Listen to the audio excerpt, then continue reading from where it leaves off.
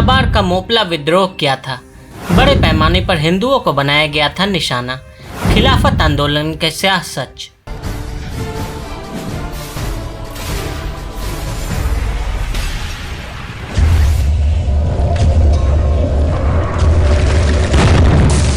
नमस्ते, मैं हूं विनय आकाश और आप देखना शुरू कर चुके हैं प्रवास साक्षी का खास कार्यक्रम मोस्ट रिलायबल इंफॉर्मेशन यानी एमआरआई। नरसंहार की क्या परिभाषा हो सकती है?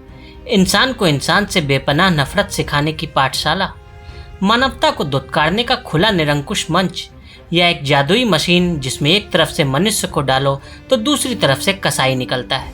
अगर इन परिभाषाओं को एक ढांचे में सेट कर दिया जाए तो इतिहास का पहिया हमें 19वीं सदी के दौर में ले जाएगा।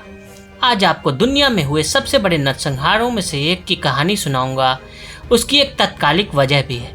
ये कहानी है मालाबार के हजारों हिंदू पुरुष महिलाओं की, जिनकी चीख पुकारों के भाग्य में किताबों के पन्ने भी नहीं आए। मोपला नरसंहार, जिसे सेक्युलरिज्म के नाम पर विद्रोह का नाम देकर इसके क्रूरतम इतिहास पर पर्दा डाला गया। 20 अगस्त 1921 को केरल के मालाबार में मोपला मुसलमानों ने क्रूरता, हैवानियत, दरिंदगी का कोई भी कोना नहीं छोड़ा था। सरेआम सर कलम किए गए, लोगों को जिंदा जलाया गया, परिजनों के सामने महिलाओं की अस्मत लूटी गई, गर्भवती महिलाओं के पेट को चीर दिया गया, लोगों से जबरन धर्म परिवर्तन करवाए गए। हैवानियत की सारी हदों के बारे में आप सोच सकते हैं और जो सोच तक नहीं सकते हैं वो सब हुआ।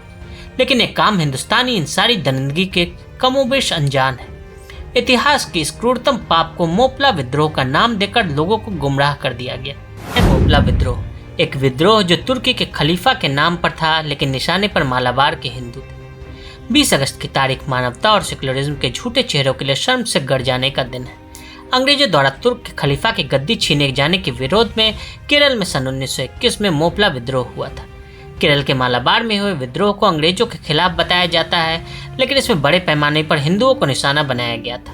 न नरसंहार हुआ और जबरन धर्म परिवर्तन कराया गया, लेकिन वामपंथी इतिहासकार इसे सामंतवाद और अंग्रेजों के खिलाफ का विद्रोह करार देते हैं। मोपला नाम क्यों पड़ा? पश्चिमी घाट और अरब सागर के बीच स्थित केरल के मालाबार को व्यावसायिक क्षेत्र माना जाता है। 1921 तक मालाबार में मोपला समुदाय में तेजी से इजाफा हो रहा था। बता दें कि मोपला मलयालम भाषा के मुसलमानों के लिए इस्तेमाल किया जाता है। 19वीं सदी में मालाबार की तकरीबन 10 लाख की आबादी में से मोपला समुदाय 32% थे। मालाबार के दक्षिण के क्षेत्र में इनका प्रभाव ज्यादा माना जाता है। खिलाफत का स्याह सच। खिलाफत मूवमेंट अंग्रेजी शासन के खिलाफ नहीं था और इसे तुर्की के खलीफा के पक्ष में किया गया था। खिलाफत का मतलब होता है खलीफा का पद, यानी खलीफा राज। दरअसल दूसरे विश्व युद्ध के दौरान ब्रिटेन ने तुर्की पर हमला किया। इसके अलावा भारत में जालियांवाला बाग हत्याकांड और रोलेट एक्ट जैसी घटनाएं घटित हो रही थी, जिसमें लोगों में असंतोष पैदा हुआ। मुस्लिम अंग्रेजों की वजह से और भी ज्यादा नाराज हो गए। देश के मुस्लिम नेता अब्दुल कलाम आजाद, जफर अली खां और मोहम्मद अली ने जमीयत उलेमा के साथ मिलकर खिलाफत आंदोलन का गठन किया। शुरुआत में तो यह विद्रोह अंग्रेजी के खिलाफ था। 15 फरवरी 1921 का दिन था। अंग्रेज सरकार ने पूरे इलाके में निषेधाज्ञा लागू कर दी थी और कई नेताओं को गिरफ्तार कर लिया। मोपलाओं ने खिलाफत आंदोलन की खींच हिंदू जमींदारों पर उतारनी शुरू कर दी। एकजुट हुए मोपलाओं ने जमींदारों के खिलाफ ही हल्ला बोल दिया और आंदोलन ने सांप्रदायिक रूप ले लिया।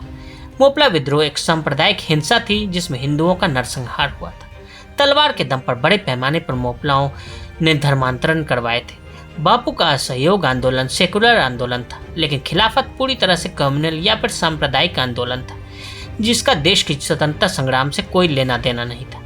खास बात यह थी कि अब्दुल कलाम आजाद, जफर अली खां, मोहम्मद अली जैसे मुस्लिम नेताओं ने महात्मा गांधी के सामने खिलाफत आंदोलन के पीछे के कट्टरवादी मंसूबों को जाहिर नहीं किया था। महात्मा गांधी को उम्मीद थी कि खिलाफत को सपोर्ट करके हिंदू मुस्लिम एकता का मैसेज जाएगा, लेकिन मालाबार में मोपला मुस्लिमों ने जता दिया कि उन्हें बापू से ज्यादा खलीफा प्रिय थे। ऑटोमन एम्पायर था जिसके राजा को खलीफा कहा जाता था। उन्हें दुनिया भर के मुसलमानों का एक स्पिरिचुअल लीडर भी माना जाता था। सच ये है कि खिलाफत आंदोलन को कहने के लिए अंग्रेजों के विरोध में चलाया गया था, लेकिन ये तुर्की में खलीफा को बरकरार रखने के लिए दबाव बनाने की कोशिश भर थी। मोपला कांड के बाद ये बात सामने आ चुकी थी कि धर्म के आधार पर एक जमात अभी भी तुर्की के खलीफा में ही अपनी आस्था रखता है। विद्रोह की हकीकत। ये तो आपको ज्ञात हो गया कि मोपला विद्रोह का देश के स्वतंत्रता संग्राम से कोई लेना देना नहीं था, लेकिन कहा जाता है कि मोपला मुस्लिमों को कट्टरपंथी मौलवियों और केरल में राजनीति की जमीन खोज रहे वामपंथियों ने उकसाया था। इसके पीछे दो वजह थी। पहली ये कि मालाबार में ज़्यादातर जमींदार हिंदू थे, दूसरी ये कि ज़्यादातर मोपला मुस्लिम उनके यहाँ बटाईदार या काश्तकार थे और कम्युनलिज्म के कॉकटेल ने अपना काम किया। मोपला मुस्लिमों को हिंदू भूमालिकों के खिलाफ जमकर भड़काया गया। नतीजा ये हुआ कि मोपला विद्रोह के कारण हजारों हिंदू मारे गए, हजारों हिंदुओं का धर्म परिवर्तन करवाया गया। हालांकि बाद में आर्य समाज की तरफ से उनका शुद्धिकरण आंदोलन भी चला। जिन हिंदुओं को मुस्लिम बना दिया गया था उन्हें वापस हिंदू बनाया गया। इसी आंदोलन के दौरान आर्य समाज के स्वामी श्रद्धानंद को उनके आश्रम में ही 23 दिसंबर 1926 को गोली मार दी गई थी। फिर से क्यों चर्चा में है ये विवाद? आरएसएस नेता राम माधव ने दावा किया कि 1921 का मोपला विद्रोह भारत में तालिबानी मानसिकता की पहली अभिव्यक्तियों में से एक था।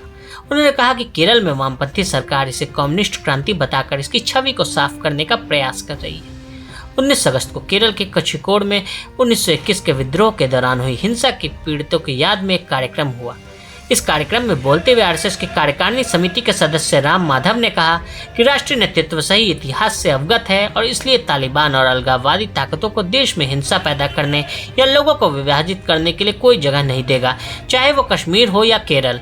उन्होंने कहा कि इस वक्त पूरी दुनिया की नज़र अफगानिस्तान पर है, जहां तालिबान ने कब्जा कर लिया है। उन्होंने कहा कि मीडिया अतीत में तालिबान के अत्याचारों की याद दिला रहा है।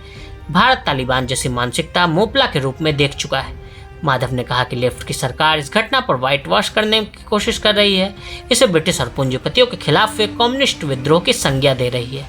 इसके लिए फिल्में बनाई जा रही है जिसमें विद्रोह के नेताओं को हीरो बताया जा रहा है। विद्रोही के नाम शहीदों की लिस्ट में शामिल। शिक्षा मंत्रालय के तहत आने वाले Indian council of historic research ये सिफारिश कर चुका है कि 387 मोपला विद्रोहियों के नामों को शहीदों की लिस्ट से हटा देना चाहिए। ICHR की 3 सदस्यीय पैनल ने भारत के स्वतंत्रता संग्राम के शहीदों पर एक किताब से मोपला विद्रोह के नेताओं के नामों को शहीदों की लिस्ट से हटाने की सिफारिश की थी, जिसे खुद PM मोदी ने साल 2019 में जारी किया था। पैनल ने कहा कि 1921 का ये विद्रोह भारतीय स्वतंत्रता संग्राम का हिस्सा नहीं था, बल्कि धर्म पर आधारित कट्टरपंथी आंदोलन था। आज के लिए दें इजाजत और ऐसी रिपोर्ट्स को देखने के लिए प्रभा साक्षी के साथ लगातार बने रहें। फेसबुक और ट्विटर पर हमें फॉलो करें, यूट्यूब पर प्रभा साक्षी को सब्सक्राइब करें।